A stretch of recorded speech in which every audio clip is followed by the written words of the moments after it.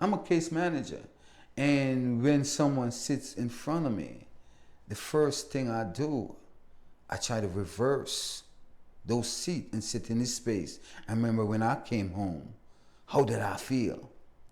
And when you constantly do that, sometimes even a participant just come home, remind you of the things and that's not right with you. It's not just a place for a paycheck, but I rush here every morning, just spiritual awakening. That's one of them things that happen at Exodus that make it sacred. You know, you feel that, you know, you're in a space where you can share. You don't have to mask what you're feeling, because the people around you that you're talking to, your colleague, are people that experience some kind of experience and know where you're at. Because I have this tendency before that I don't want to share, you know, where I've been with somebody that go negate where I've been, because my journey's been real. If I'm gonna talk about where I've been, I want to know that somebody try to understand or give me the credence that it does need. That's important for me. You have that space where, you know, even if I'm struggling, because I understand when I came home, I thought I was perfect. But I'm out here moving around, I find certain things that need heal. Because you cannot do 30 years and come home and it doesn't left a negative effects on you unless you're not conscious of it.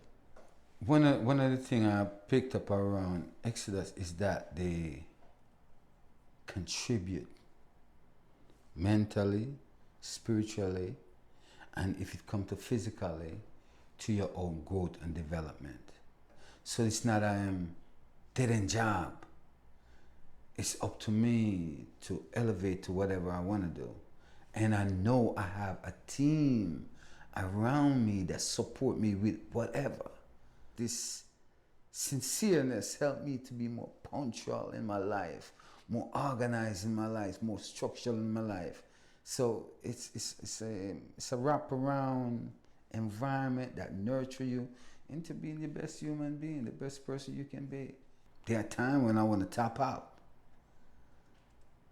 because he's not there for resource. He's not looking resource.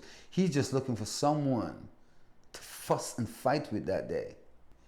Young kid came home, still ignorance. As far as said, ignorant is still, not ignorant is not right, still angry. And I said, you done time? He said, yes. I said, welcome home. And when I said, welcome home, his whole persona changed. And I see he tear up. I'm like, what's up, bro? And he said, brother, you're the first one. Welcome me. I'm home 2 months.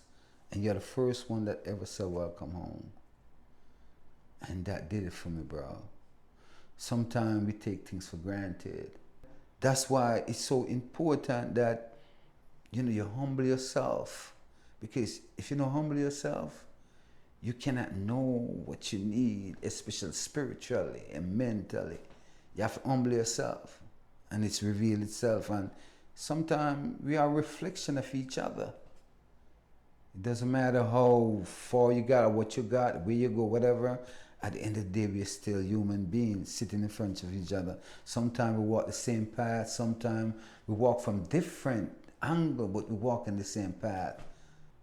And it's in those moments where I found my strength. And it's in those moments I'm more victorious. I understand me more. Because the general, coming from a prison environment where you have to be tense and you have to keep this persona, and here I am, I have to just leave that, sit there, observe. And when the brother done, by the time he walking out, he's shaking my hand. He said, thanks, Ross. Those are the moments, bro. You can't buy those moments. And you don't get them in an environment, especially deal with justice impact people. You get those moments when you're in an authentic space We are then generally there for those participants and create an environment where those participants, once they come in that space, they can feel it's their space. We don't fight against no other organization that do the work that we do. What we do, if we doesn't have the resource, we do referral. Because it's never about Exodus, it's always about the participant. Whatever the resource you need, we're going to do the referral, we're going to do the call, we're going to get you into that space that you need at that particular time. One of the struggles that most participants come home with is housing. Housing is very important. Jobs, housing. And those are two of the basic things where I know that justice impact people struggle with. One of the things, even if you come home and you live with a family member, you don't have a job, the first 2 weeks, they be nice. But after the 3rd week, they start to look at you funny. They go in the fridge, you drink something out the fridge that used to be there. Yeah, you gotta go. They're gonna love you all they wanna love you. So having your own space, because remember, you're making a transition. Some of us, most of my time I spent in a single cell by myself. And when you come home, you're coming from a space where you isolate yourself off. So housing is very important, I think, for participants then coming home. And then a job, because a job gives you your dignity. Even if you live with a family member and you can contribute something, it makes you feel good. And it also helps who you're living with.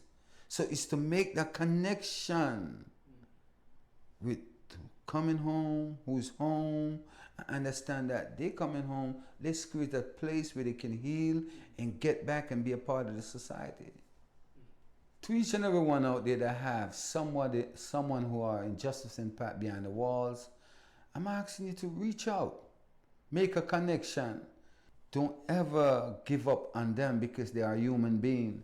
And the fact is that lie in each one of us is the opportunity to change our circumstances every minute. Please remember them. And if you can reach out to them. And remember Exodus.